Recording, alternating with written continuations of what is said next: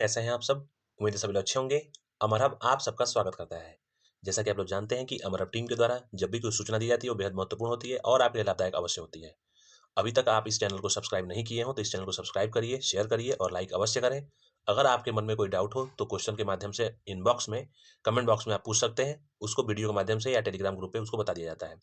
इसी के साथ-साथ इसके डिस्क्रिप्शन में टेलीग्राम ग्रुप दिया जा रहा है, उसके लिंक पे जाकर के आप लोग उसको जॉइन कर लीजिए, जिसकी वजह से विदिन सेकंड आप सारी सूचनाएं आयोग से और अन्य रिक्रूटिंग एजेंसीज के द्वारा सारी समाचार उसमें डाल दिया जाता है समय पे।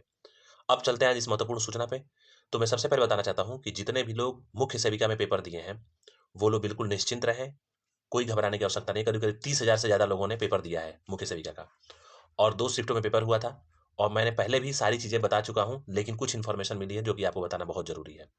आप लोग जानते हैं कि 2 शिफ्ट में पेपर हुआ है और उसका आंसर की ऑलरेडी आयोग के द्वारा रिलीज कर दिया गया है और उसमें जो ऑब्जेक्शन था उसका अंतिम दिवस भी खत्म हो चुका है। यानी कि जिसको ऑब्जेक्शन करना था उन्होंने अपना ऑब्जेक्शन कर दिया है, जो रिक्वायर्ड फीस थी उसको पेमेंट करके।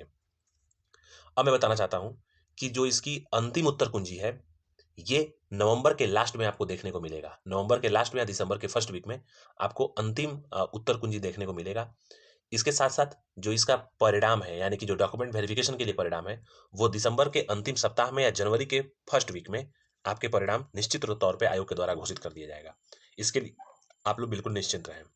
इसके साथ-साथ मैं बताना चाहता हूँ कि जितने भी लोग पेपर इसमें दिए थे, चाहे वो जनरल कैटेगरी के कैंडिडेट्स हों या ईडब्ल्यूएस के हों, ओबीसी के हों, एससी, एसटी, जितने भी कैंडिडेट्स ने पेपर दिया है, सबका पेपर सब लोग तैयारी करके ही दिए हैं। तो इनमें से बहुत लोगों का पेपर, बहुत अच्छे पढ़ने वाले लोगों का भी नंबर कम हुआ है।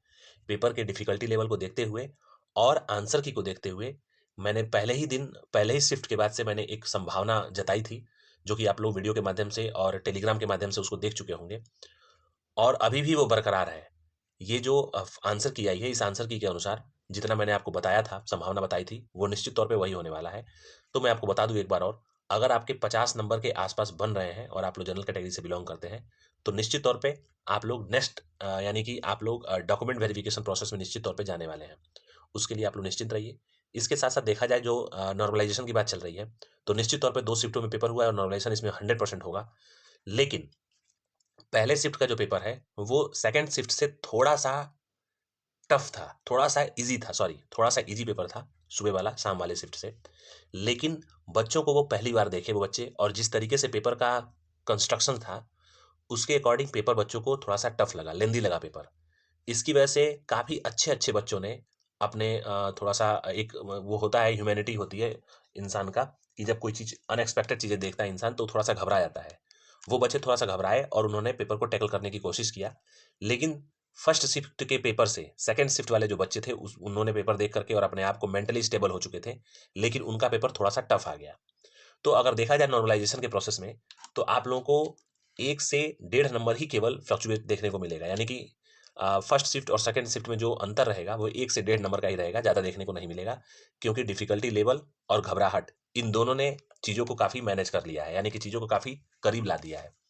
अगर पेपर काफ़ी टफ होता है या फिर बहुत ज़्यादा टफ होता है, तो उसमें नॉर्मलाइज़ेशन में देखने को मिलता है फ्लक्चुएशन बहुत ज़्यादा होती है। लेकिन यहाँ पे आप लोगों को 1 से डेढ़ नंबर का ही केवल फ्लक्चुएशन देखने को मिलेगा और वो भी बहुत, मैं मैक्सिमम बता रहा हूँ। ये 1 से डेढ़ नंबर मैक्सिमम होगा। इसके साथ मैं बताना चाहता हूँ कि आप लोग पेपर दिए हैं, आप लोग निश्चिंत रहें। योग्यता संबंधी जो जहाँ तक बात है, आपने 2 वर्ष पढ़ा है ग्रेजुएशन में किसी सब्जेक्ट को या फिर 3 वर्ष यानी कि तीनों वर्ष पढ़ा है, दोनों लोग एलिजिबल हैं और निश्चित तौर पे एलिजिबल हैं। जो विज्ञापन में लिखा गया है, यानी कि वहाँ पे कहीं भी बीएससी का ज़िक्र नहीं किया गया है। वहाँ पे बैचलर ऑफ आर्ट्स यानी कि बीए के बारे में लिखा गया है। तो निश्चित तौर पे जो विज्ञापन में होता है उसी के अनुसार शासन या फिर कोई भी रिक्रूटिंग कमेटी अपना निर्णय लेती है। तो उम्मीद यही जताई जा रही है कि जो विज्ञापन में है उसी के अनुसार ये भर्ती प्रक्रिया पूर्ण होगी और निश्चित तौर पे हाई कोर्ट और सुप्रीम कोर्ट भी इसी के पक्ष में होते हैं कि जो विज्ञापन में चीज़ें होती हैं, विज्ञापित होती हैं, उन्हीं चीज़ों के बेसिस पे चीज़ें आगे बढ़ती हैं।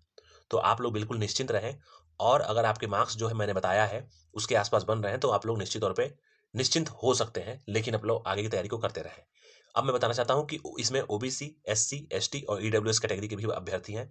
तो उनके नंबर जिस तरीके से यूपी ट्रिपल एससी में रिजल्ट आता है प्रिलिमिनरी यानी कि डॉक्यूमेंट वेरिफिकेशन के लिए, तो हो सकता है कि डॉक्यूमेंट वेरिफिकेशन के लिए जो रिजल्ट आए आपका, उसमें कट ऑफ सेम जाए, यानी कि 43, 44, 45 के आसपास कट ऑफ जाए, जिसमें ईडब्ल्यूएस, एससी और ओबीसी और जनरल, इन चारों को एक ही कटऑफ पे कॉल कर दिया जाए। ये संभावना बन रही है क्योंकि आयोग ऑलरेडी कई सारी भर्तियों में एक ही कटऑफ पर डॉक्यूमेंट वेरिफिकेशन के लिए बच्चों को बुला रखा है।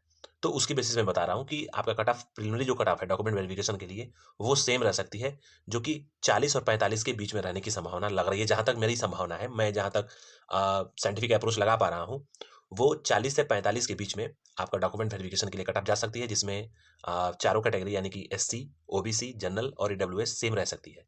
लेकिन जब फाइनल सिलेक्शन होगा, तो उसमें आप लोगों को जनरल कैटेगरी में 1-2 नंबर ऊपर देखने को मिलेगा, यानी कि वही 50 के आसपास कट ऑफ जो है संभावना बन रही है जाने की।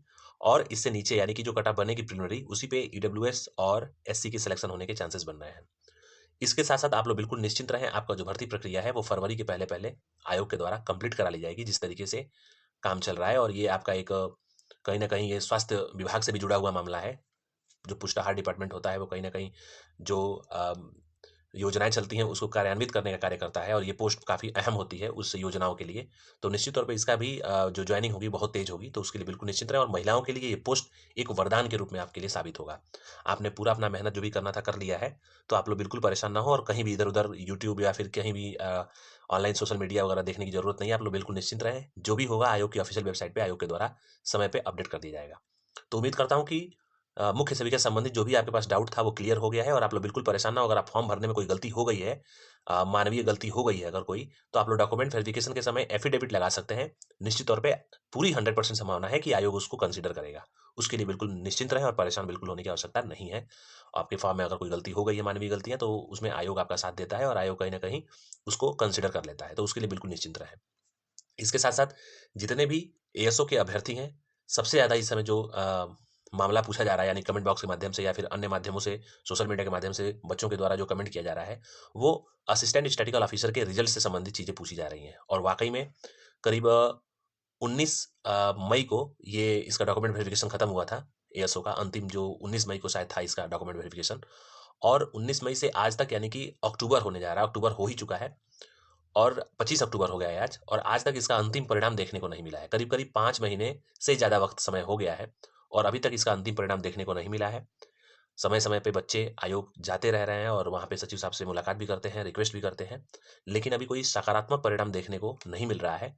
और इसमें सेकंड लिस्ट का जो मामला है, यानी कि जो एससी और ईडब्ल्यूएस की सीटें हैं, इस पे भी कोई खुलासा नहीं हुआ है अभी तक और ना ही कोई ऑथेंटिक इन्फॉर्मेशन मिल पा रही है इस भर्ती से संबंधित।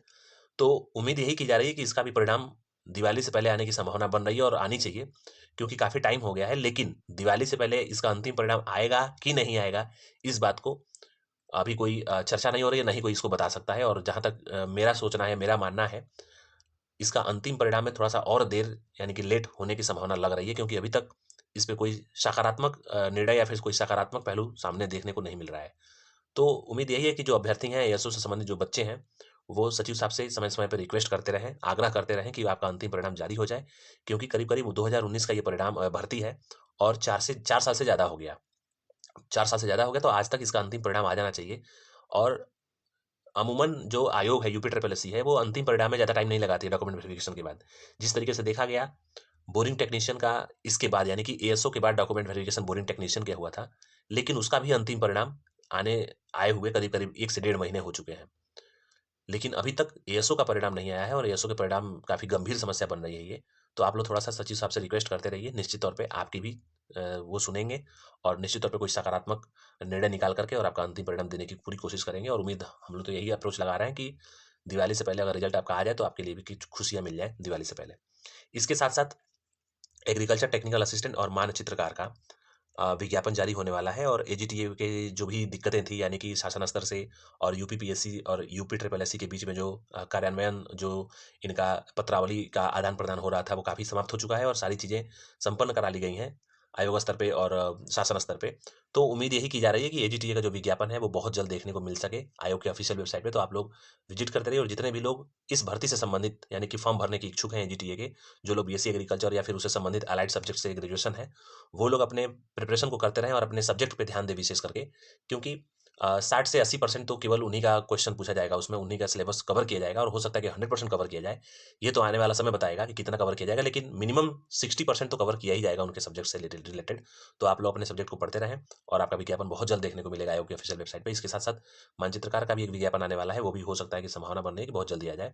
फिलहाल आयोग पीईटी 2023 के पेपर को कराने के लिए प्रतिबद्ध है और वो 28 अक्टूबर और 29 अक्टूबर को जो होने वाला है 4 शिफ्टों में पेपर, उसपे कहीं न कहीं आयोग अपना कार्यक्रम कर रहा होगा, इसलिए कोई नोटिस और कोई इन्फॉर्मेशन देखने को नहीं मिल रही है। लेकिन उम्मीद यही जताई जा रही है कि हो सकता है कि आने वाले दिनों में, चूँकि वर्किंग डे आज से शुरू हो गया है, तो आने वाले दिनों में आपके लिए कुछ खुशियाँ सामने देखने को मिले। तो आप लोग इस चैनल से जुड़े रहिए, अमर हब चैनल से जुड़े रहिए और टेलीग्राम को सब्सक्राइब कर लीजिए, चैनल को जॉइन कर लीजिए, जिससे कि समय से आपको सारी सूचनाएँ मिलती रहेंगी। और अगर कोई माइंड में आपके क्वेश्चन हो, तो कमेंट बॉक्स के माध्यम से कमेंट करिए और उसको टेलीग्राम के ग्रुप के माध्यम से या फिर आपका वीडियो के माध्यम से सारी सूचनाएँ, सारी इन्फॉर्मेशन, सारे आंसर देने की कोशिश किया जाएगा। उम्मीद करता हूँ कि आपको पूरा वीडियो ध्यान से सुने होंगे और समझ में आया होगा। आप लोग इस वीडियो को शेयर करिए, सब्सक्राइब करिए इस चैनल को और लाइक अवश्य करें। इन्हीं अच्छी बातों के साथ दोस्तों मैं वीडियो को वाइंड अप करना चाहता हूँ। जय हिंद।